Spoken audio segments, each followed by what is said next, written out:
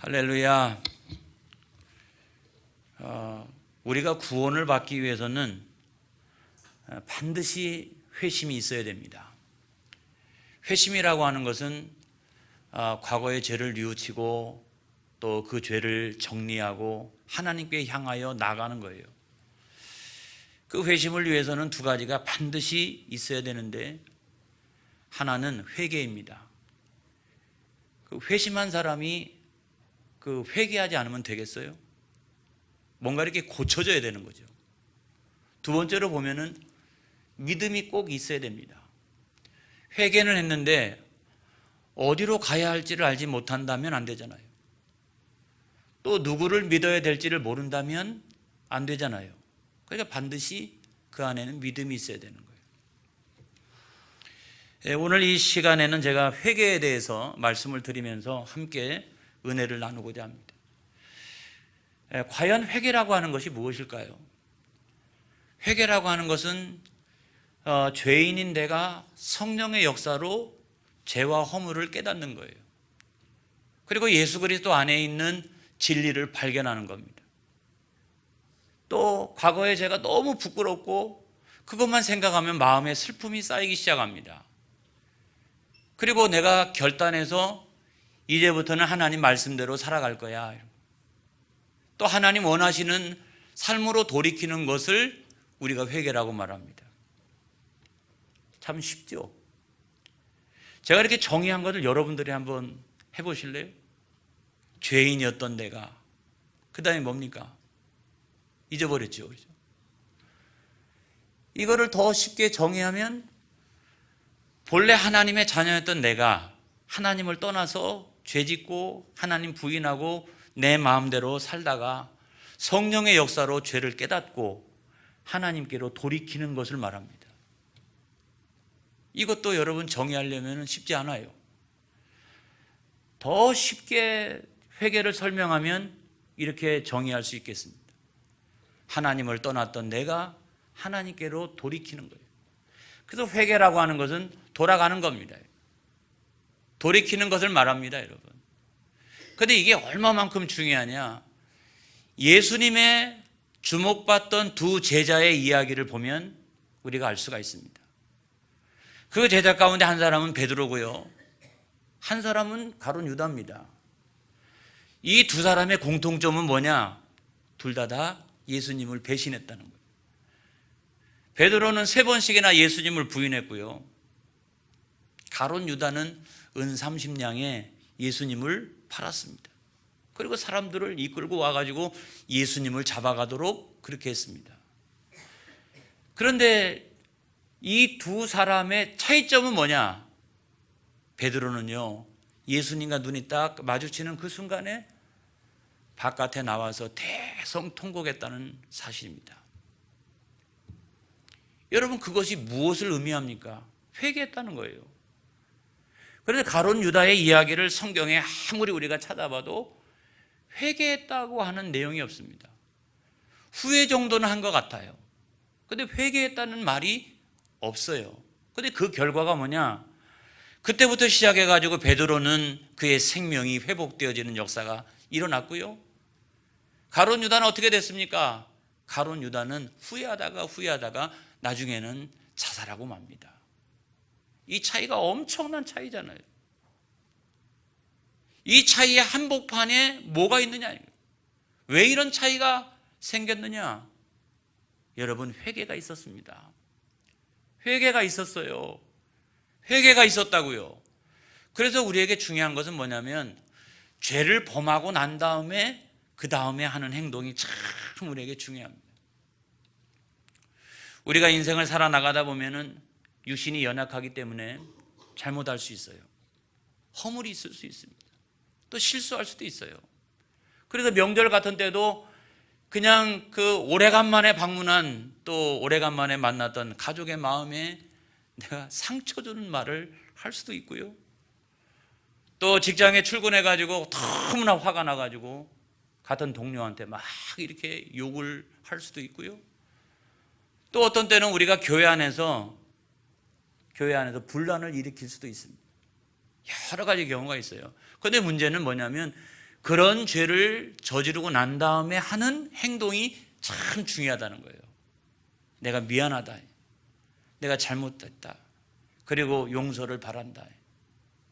자꾸 그것을 변명하고 그 다음에 정당화하고 자꾸 남의 탓으로만 돌리고 하나님을 무시하고, 그렇게 되면 어떤 문제가 생기냐면 죄가 가중된다는 사실을 우리는 기억해야 됩니다.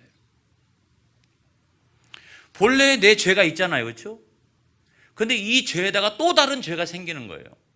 이걸 우리가 신학적으로 뭐라고 얘기하냐면 죄의 가중성 또는 죄의 어떤 확장성, 이런 거라고 우리가 이야기를 합니다. 그때부터가 심각한 문제가 생기기 시작하는 거예요. 죄가 내 안에 들어올 수 있어요. 내가 허물이 있을 수 있어요. 그렇지만 문제는 그 죄가 내 안에 들어와서 씻어버려야 되는데 이것이 확장성을 갖기 시작하면서부터 큰 문제가 여러분 생기기 시작을 한다고 하는 것입니다.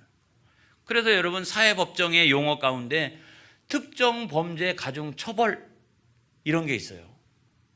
이건 어떤 거냐면 특정한 범죄를 이번에도 저지르고 다음번에도 저지르고, 그래서 계속적으로 저지르면 그 범죄에 대하여는 가중해서 처벌하는 법률이 있습니다. 왜 그럴까요? 죄가 가지고 있는 확장성을 사회적인 법도 알고 있기 때문에 그래요. 하나님은 일찍이 그것을 명확하게 알고 계셨어요. 그래서 죄에 대한 확장성을 경계하도록 우리에게 주신 것이 있나니 그것이 뭐냐면 회개라고 하는 것입니다. 그래서 우리가 죄를 범하였을 때 그 다음에 오는 가장 빨리 오는 행동이 회개해야 합니다.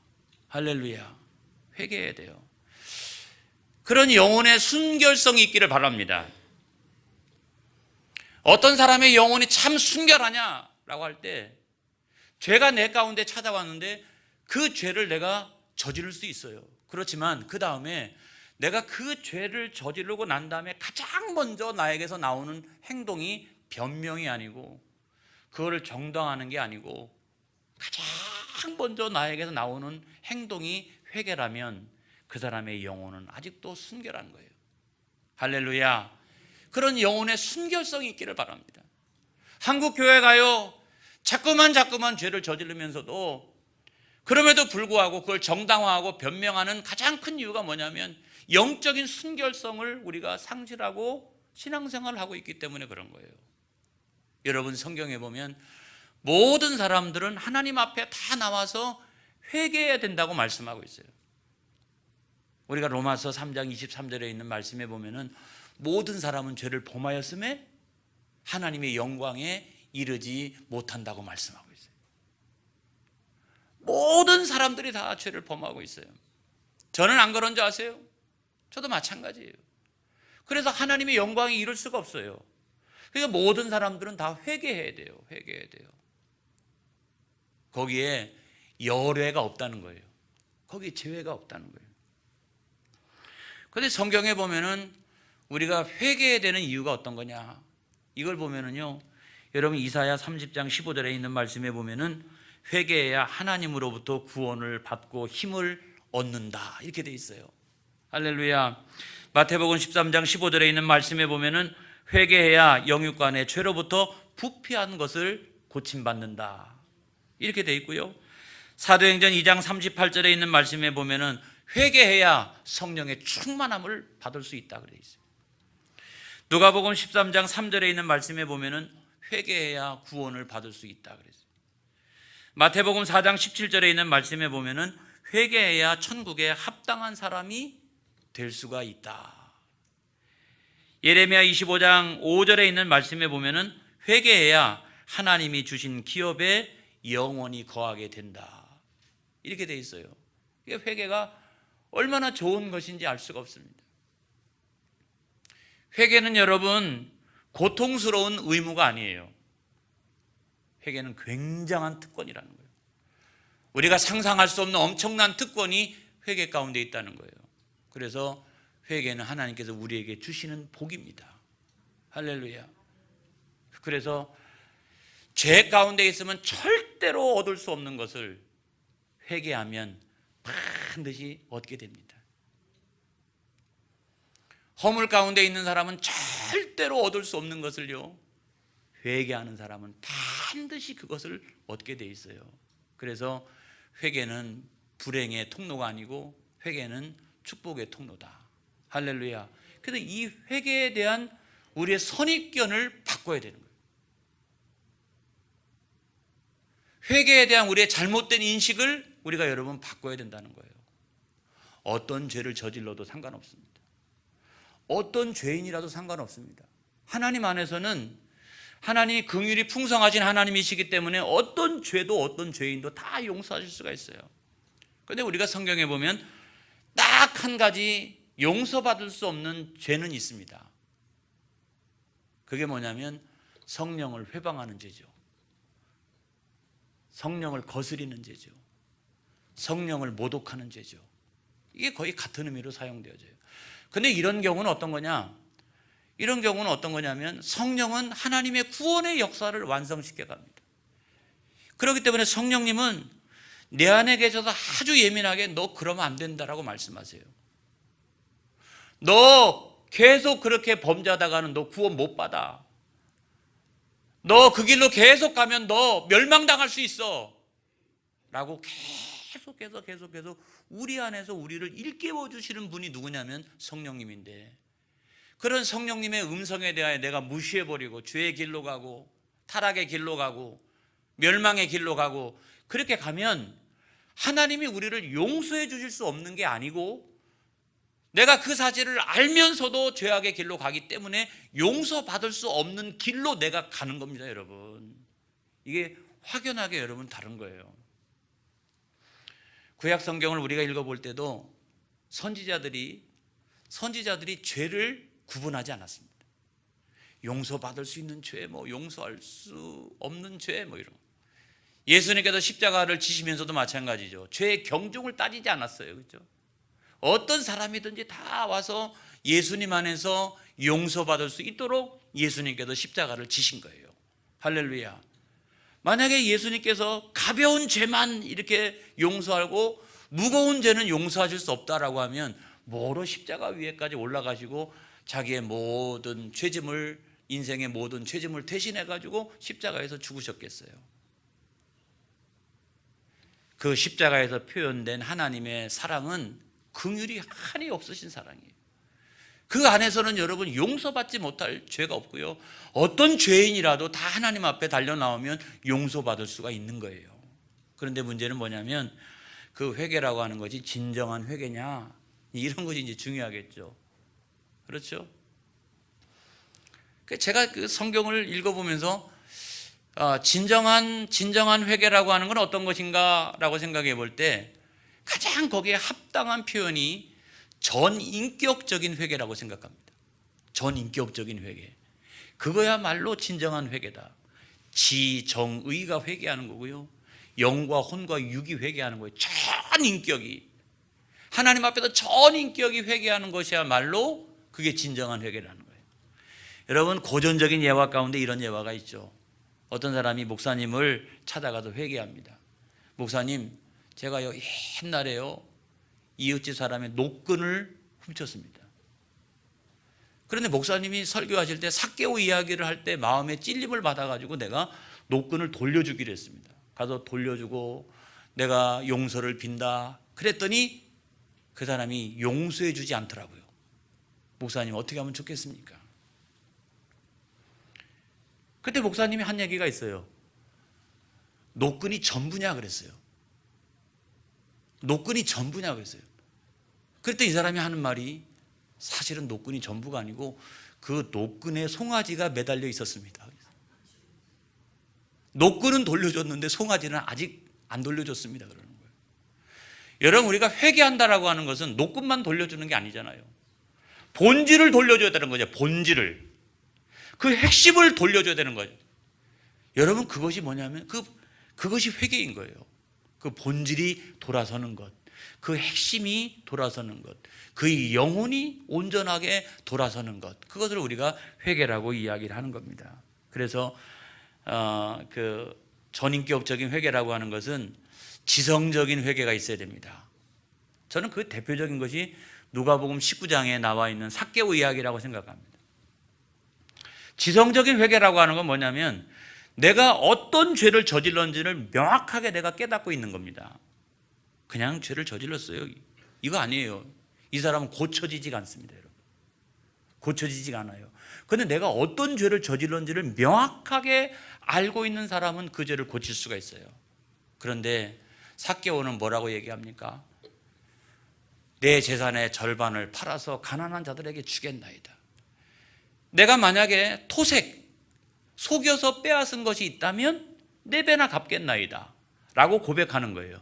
여러분, 이 고백 안에 삭개오가 자기의 잘못이 무엇인가를 명확하게 알고 있다는 거예요. 자기는 부자로 살아가면서도 가난한 자들을 한 번도 생각하지 않았다는 거예요. 가난한 자들을.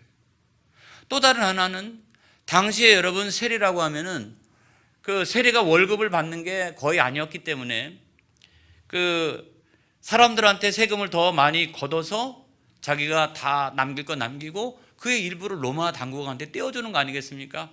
그러니까 세리가 세금을 걷었다라고 하는 말의 전부는 속여서 빼앗은 것이 전부예요, 여러분. 그걸 알고 있는 거예요, 내가. 정확하게 자기 죄가 뭔지를 알고 있는 거예요. 두 번째로 진정한 회개라고 하는 것은 뭐냐? 두 번째로는 감성적 회개가 있어야 됩니다. 감성적 회개. 그것이 너무 부끄러운 거예요. 그게 너무 부끄러운 거야. 그래서 자기 재산을 팔아가지고 절반을 가난한 사람들에게 주겠다. 이게 여러분 쉬운 일이 아니에요. 두 번째로 토색한 것이 있다면 그거를 몇 배나? 4배나 갚겠다고 하는 거예요. 여기에 여러분 이 삭개오가 얼마나 자기가 지은 이 죄에 대하여 부끄러워하고 있는지 그 중량감을 느낄 수가 있습니다. 중량감. 뿐만 아니라 세 번째로는 의지적인 회개가 있어야 됩니다. 결단해야 됩니다, 여러분. 맨 마지막에는 결단해야 돼요. 다시는 죄를 짓지 않겠다라고 하면서 노력해야 됩니다. 여기에 나와 있는 그 삭개오는요, 제가 생각해 볼 때 소유의 절반을 팔아서 가난한 자들에게 떼어주고요, 나머지 그 절반을 가지고 자기가 토색한 사람들에게 4배로 갚는다면 제가 계산해 볼 때는 이 사람 빚져야 됩니다. 빚져야 되는 거예요. 왜냐하면 당시에 자기가 세금으로 걷어들이는 건 대부분은 토색한 거예요, 여러분. 그런데 이미 절반 떼어줬죠. 그리고 나머지 절반을 가지고 4배나 갚을 정도가 되면은 여러분, 이 사람은 자기가 가지고 있는 거 다 내어주고 난 다음에도 어떻게 해야 돼요? 빚을 져가지고 그것을 갚지 않으면 안 될 정도예요. 무슨 얘기입니까? 충분한 보상이라는 거예요. 충분한 보상.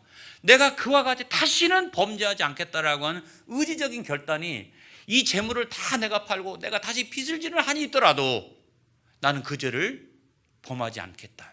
충분한 그런 결단과 보상과 각오가 그 안에 서려져 있다는 사실을 우리가 기억하게 됩니다. 이런 전인격적인 회개 가운데 두 번째로 보면 누가복음 그 15장에 있는 말씀에 보니까 그 다음에는 탕자의 비유가 나오지 않습니까? 저는 탕자도 마찬가지라고 생각합니다. 지적인 회개가 있었어요. 뭐라고 얘기합니까? 아버지 집에 조금 이렇게 다가오면서 하늘과 아버지에게 죄를 지었나이다. 이 죄가 아버지에게만 지은 죄가 아니고 하나님 앞에도 지은 죄, 또 아버지 앞에도 지은 죄다. 이거를 명확하게 알고 있고요. 그 다음에 두 번째로는 감성적인 회개를 하고 있어요. 뭡니까? 내가 다시는 아버지 아들이라 일컬음 받지 않고 차라리 나를 품꾼 중에 하나로 여겨달라고 이야기를 합니다. 안 그래요? 그 감성이 있는 거예요. 그 안에 이렇게. 너무 부끄러우니까 어떻게 내가 아버지의 아들이 될 수 있습니까? 나는 절대로 아버지의 아들이 될 수 있는 자격이 없는 사람이에요. 그러니까 나는 품꾼 중에 하나로 여겨달라고 해요. 세 번째는 의지적인 회개가 있습니다. 어떻게 합니까? 일어나서 아버지에게로 돌아가니라. 내 죄가 어떤 것인지 명확하게 알고요, 내가 너무 부끄럽지만 여기서 내가 머물러 있는 게 아니고 그 자리에서 일어나서 그럼에도 불구하고 아버지께로 돌아가니라. 할렐루야. 돌아가니라. 이것이 진정한 회개라고 하는 거예요.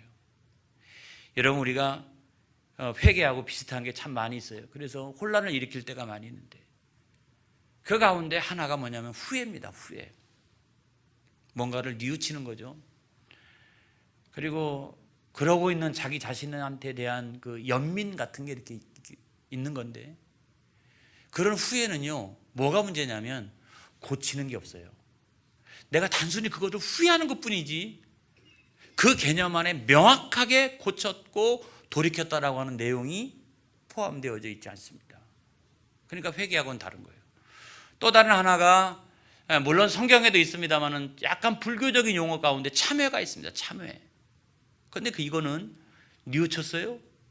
그 다음에 덕을 쌓아가는 거예요. 이걸 보상하기 위해서 내가 참회합니다. 그러므로 뭐 몇 번을 절합니다. 내가 참회합니다. 그러므로 선한 행동을 하기 원합니다. 이러면서 이거에 대한 보상으로서 뭘 하냐면 덕을 쌓아가는 거예요. 덕을 쌓아. 그런 의미에서 보면은 약간은 고친다고 하는 의미가 그 가운데는 있잖아요. 훨씬 후회보다는 참회가 깊은 의미를 가지고 있다고 생각합니다.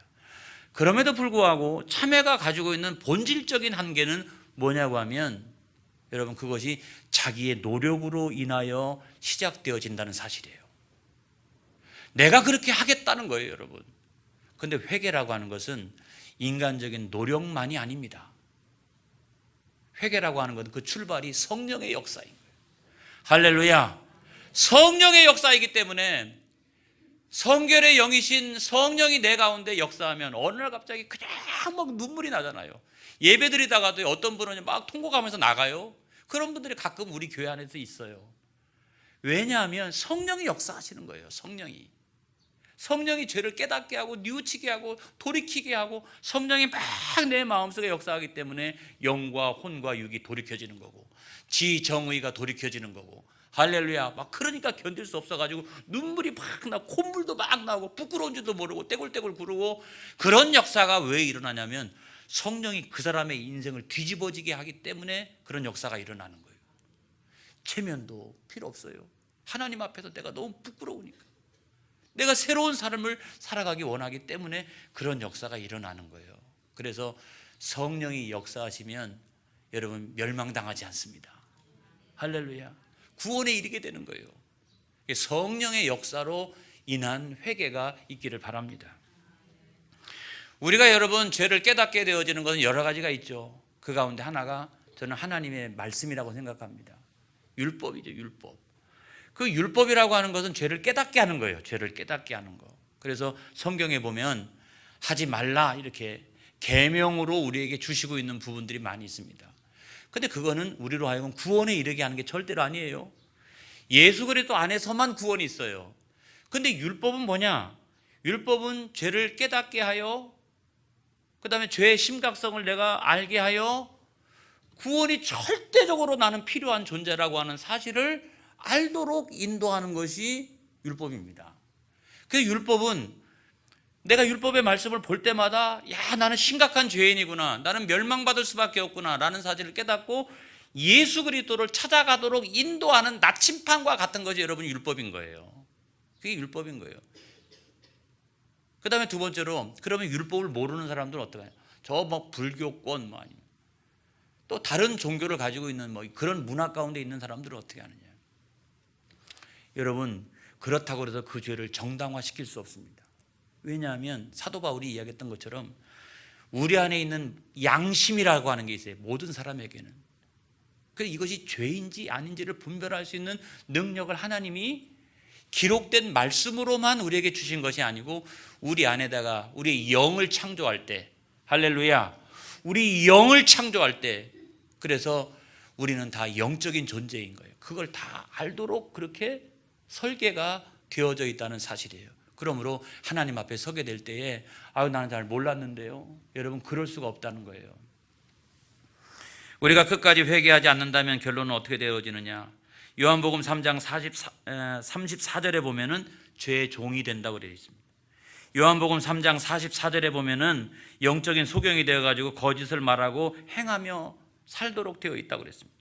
시편 7편 11절로부터 12절에 있는 말씀에 보면은 심판의 대상이 된다고 그랬습니다.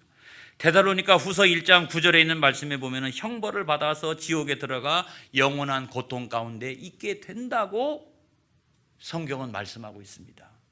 여러분, 오스트리아의 수도가 빈인데 그 빈에 임페리얼 박물관이 있습니다. 근데 그 박물관 안에 아주 유명한 그림이 하나 있는데 그 그림의 내용은 어떤 거냐면 어떤 황제가요 성당에 들어가려고 그러는데 주교가 나와가지고 못 들어갑니다, 당신은 절대로 못 들어갑니다 라고 막고 있는 게 그림의 내용이에요. 여러분, 그 그림의 그 내용이 어떤 거냐면 그 AD 390년경에 로마의 황제 데오도시우스라고 하는 황제가 있었습니다. 이 황제가요 데살로니카에 가가지고 사람들을 1,500명을 죽였어요. 그 일 때문에 교회가 황제를 정죄했습니다. 정죄했어요. 그럼에도 불구하고 이 황제는 뭐 교회가 정죄해봐야 그렇지 이러면서 자기 마음대로 행동을 하고 밀라노에 있는 어느 성당에 들어가려고 그랬어요. 이렇게 들어가려고 했더니 그 성당에서 담임하고 있는 주교가 딱 나와가지고 못 들어간다는 거예요. 암브로시우스라고 하는 어거스틴을 회개시켰던 아주 유명한 주교가 있습니다. 못 들어간다는 거예요. 못 들어간다는 거예요. 들어간다, 못 들어갑니다. 그렇게 설왕설래하다가 황제가 뭐라고 얘기했냐면 야, 다윗도 범죄하지 않았냐? 그렇게 얘기했더니 이 암브로시우스가 뭐라고 얘기했냐면 황제여, 어찌하여 다윗의 죄만 모방하십니까? 왜 다윗의 회개는 모방하지 않습니까? 이 말에 황제가 아무 말도 할 수가 없었어요. 그 앞에서 그냥 엎드려서 용서해달라고 하는 장면입니다. 이거를 배경으로 해가지고 그 그림이 나온 거예요. 여러분, 교회라고 하는 것은 어떤 곳이냐? 교회라고 하는 것은 회개하는 죄인이 구원의 은총을 받기 위해서 모여 있는 곳입니다, 여러분. 회개하는 죄인이 모여서 구원의 은총을 받는 곳이에요, 여러분. 그게 교회입니다. 그러나 우리가 교회당에 다녀도 회개하지 않는 죄인은 구원의 은총이 임할 수가 없습니다. 구원의 은총이 임할 수가 없어요. 교회당에 다니는 것만으로 내가 구원받는 게 아니에요. 내가 진정으로 회개하지 아니하면 우리는 구원에 이를 수가 없다는 사실입니다. 저는 우리 교회가 회개하는 사람으로 가득 차기를 바랍니다. 회개하는 죄인들로 가득 찬 우리 교회가 되어지기를 바랍니다. 할렐루야. 기도하겠습니다.